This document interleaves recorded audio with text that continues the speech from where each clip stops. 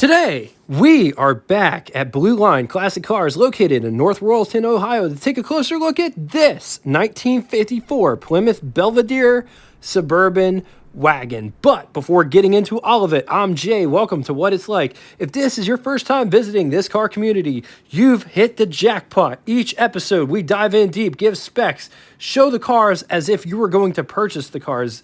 This is so much more than walking around a car with music. If that sounds like a channel that you would totally dig, subscribe and slap that bell icon next to it to never miss a video.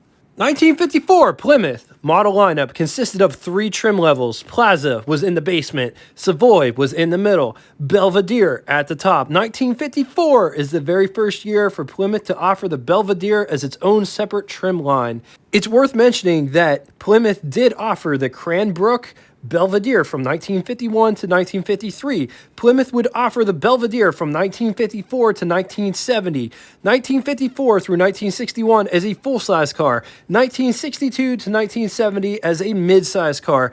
The Belvedere replaced the Cranbrook series. Belvedere could be had as a 4-door sedan, 2-door hardtop, 2-door convertible, and 2-door wagons. The wagons could be had in the Plaza trim or the Belvedere trim. Plymouth Belvedere competed with Chevy Bel Air and Ford Ranch wagon. The 1954 Plymouth was essentially a warmed over 1953 Plymouth. It was pretty much the same body design with a few key differences: extra chrome, color tuned interior, and exterior color options. Let's talk specs. 193.5 inches long, 74.25 inches wide, 62.2 inches tall. It rides a wheelbase of 114 inches. It weighs 3,185 pounds. Price, $2,265, which is equivalent to you spending $25,067.49 in the year 2022. Total Plymouth 1954 Plymouth production was 463,148 units. Total Belvedere was 150,365 units.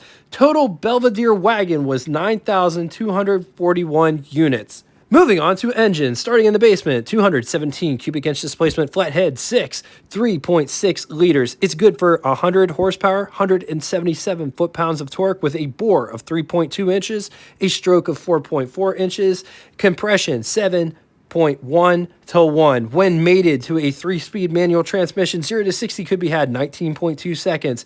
Theoretical top speed, 82 miles per hour. Average fuel economy is 15.3 miles to the gallon. Moving on to the optional engine. 230 cubic inch displacement flathead 6, 3.8 liters. It's good for 110 brake horsepower, 190 pound-feet of torque, bore 3.3 inches, stroke 4.6 inches, compression 7.25 to 1. When mated through a 3-speed manual transmission, 0 to 60 could be had in 17.4 seconds. Theoretical top speed, 84 miles per hour, 15 miles to the gallon is the average fuel economy rating that you could achieve. Transmissions. There is a bunch of transmissions on offer. 3-speed manual, Borg-Warner overdrive unit, high drive, which was their semi-automatic transmission, and all new for 1954 Plymouth fully automatic transmission called the Powerflight. So we have to address the elephant in the room, Suburban, which is a Chevy nameplate that dates back to 1933, and it's still being used by Chevy today, making it the longest running American nameplate that I can think of. But back in the day, Chevy wasn't the only company to use Suburban, which I found odd, but it turns out that Suburban was what they called wagons until the wagon term became a thing. Other companies that used the term were DeSoto, Dodge, Plymouth, Nash, Studebaker, and GMC. If you can think of any other companies, put them in the comment section below. Let's talk styling. Just notice all of the different lines going on. Notice how this is all just pushed up here. It's almost all just sculpted. How this has like a little valley. There aren't any points up here. It's all round. Check out this.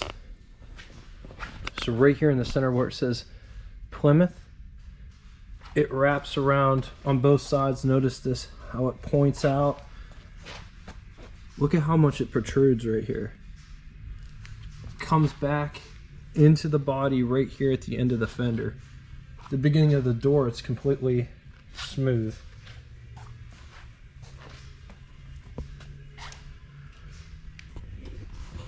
Check out the visor. That's pretty cool. It's got these little indentations, like little slits in the visor. What is that for? In the comment section below. It's very interesting. Just check out all the bright work. Mirror placement.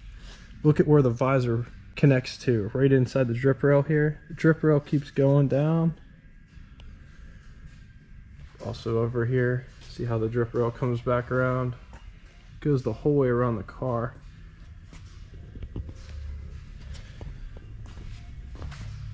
Look at how this chrome is. I love this. Fender skirts. Coming to the back here, just notice these little lights back here. Also, look at the little hinges. The hinges are on the outside. This has a tailgate that goes down. Look at how the license plate cover is designed. License plate shroud, I should say, and there's a light bulb up inside here so you can see the license plate.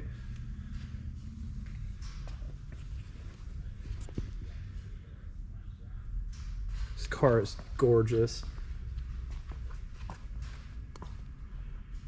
Getting inside, just notice this door handle. This looks very similar to the 49 Ford, as well as Willys Arrow. Use the same kind of door handle design, and you pull it back like this. This door is actually pretty big in proportionate to the car. Just look at the car and then look at the door. It also opens up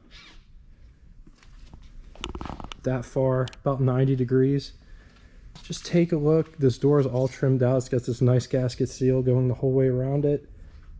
Here's my fingers for reference. It's not a very deep door.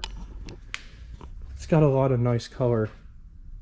It's got nice color variations around it.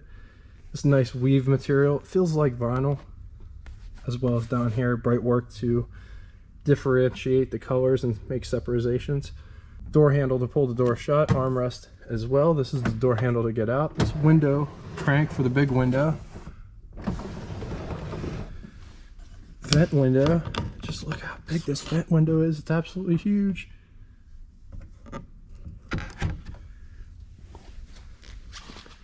There's the window thickness. It's pretty thick. Coming down inside the pedal box down here. High beam switch, clutch, brake, gas, handbrake, overdrive, aftermarket water temperature gauge. Just take a look at this interior. So that's what the door sounds like shutting. Just check out this. I think that's really cool. Up here, the headliner. This feels like bamboo, but I'm not sure if it is. It's very interesting. It matches this, but it does not feel like the same material that this is. This feels like vinyl. This feels like fabric. But then again, it could be vinyl, who knows? It definitely feels different than the seats. Here's what over the hood impression looks like. Here's first person. Here's what under the steering wheel looks like. This steering wheel has a nice leather wrap to it. And it's a big steering wheel. And there is tons of room underneath the steering wheel. There isn't, like, I wear size 34 pants, so if you wore size 36, 40, you'd probably fit underneath here, no problem at all. On to the button switches and knobs, moving from left to right. Amp meter, fuel, speedometer with odometer just right below it, oil pressure, water temperature, running just below the amp meter, headlights, wiper, panel lights, lighter, ignition, radio, climate controls, cool and warm at the top. Then at the bottom it says fresh summer air, winter. So this one's got the cowl hood vent. It's right here. And that's what it would look like as it goes up or down. What the keys look like. I'm not sure if those are original, but those look really cool. I love that it has the top. Look at the top. That's super cool.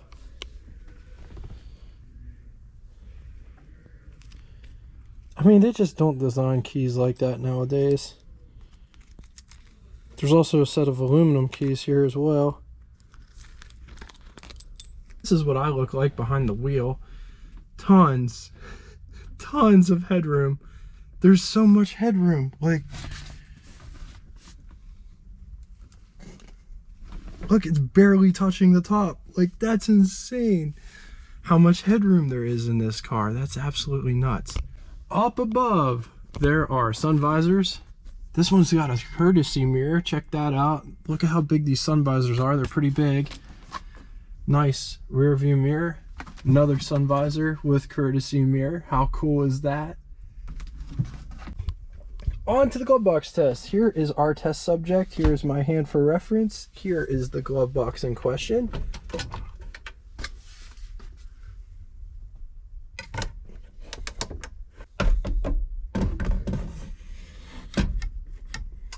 It's not going to fit in there.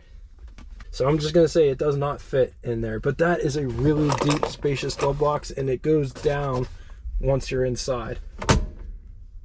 Ashtray right there.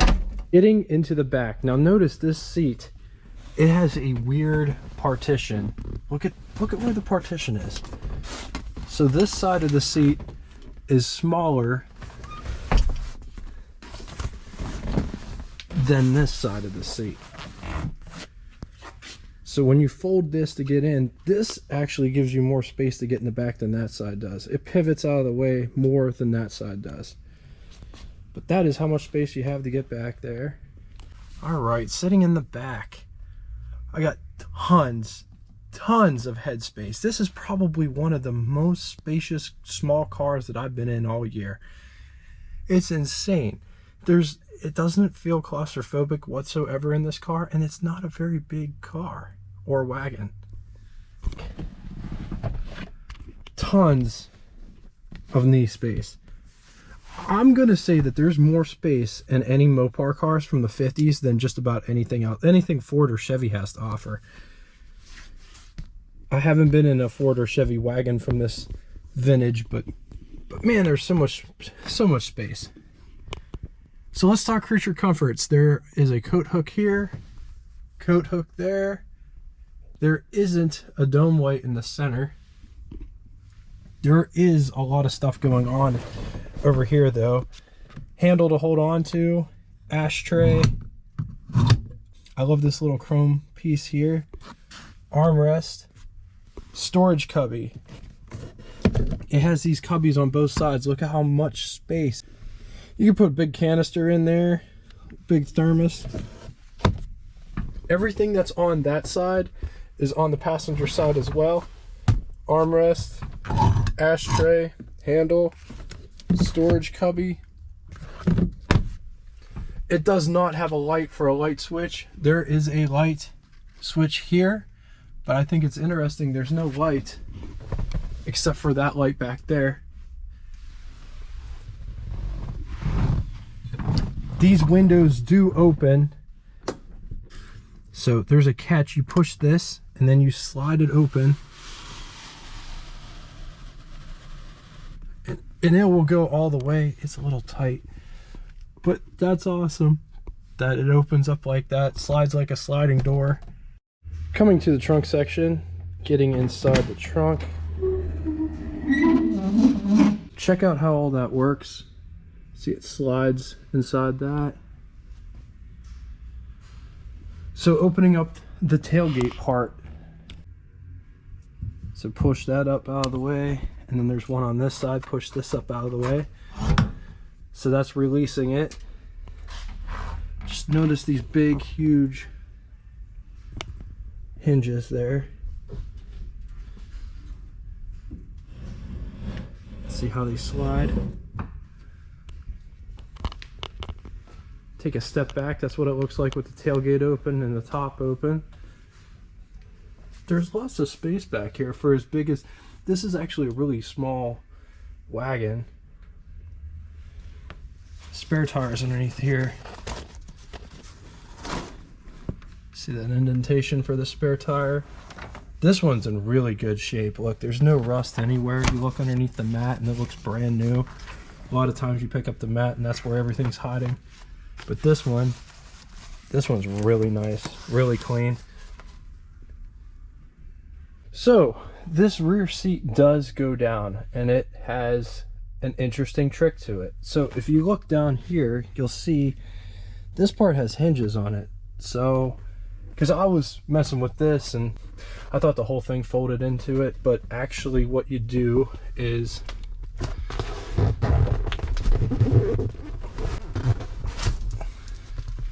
so you pick this up, see how this pivots, and it goes right there.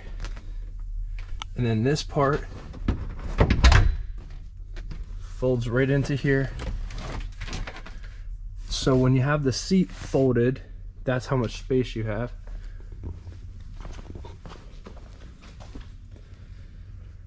Definitely opens up things a bit. The under the hood section, getting under the hood, the lever, the release is right here, and you push it away from you. The second release is right here.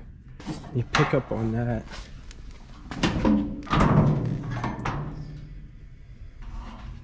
Notice that is all the higher the hood goes.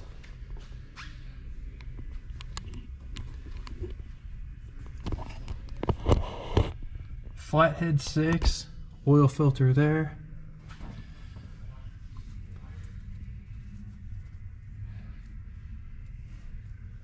It's got a generator, 6-volt battery.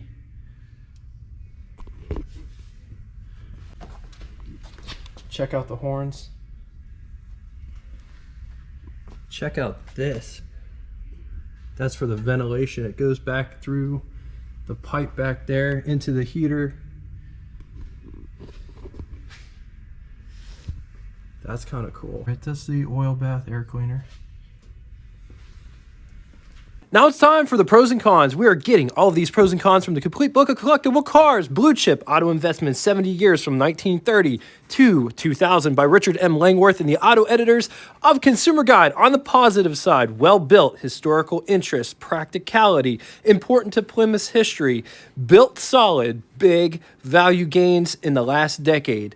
Against it, odd, uninspiring styling. I personally have to disagree with that. I'm going to add this. It has Nash vibes, like early Nash, like Nash Rambler, Nash Airflight. Do you feel the same that I do? Can you see it?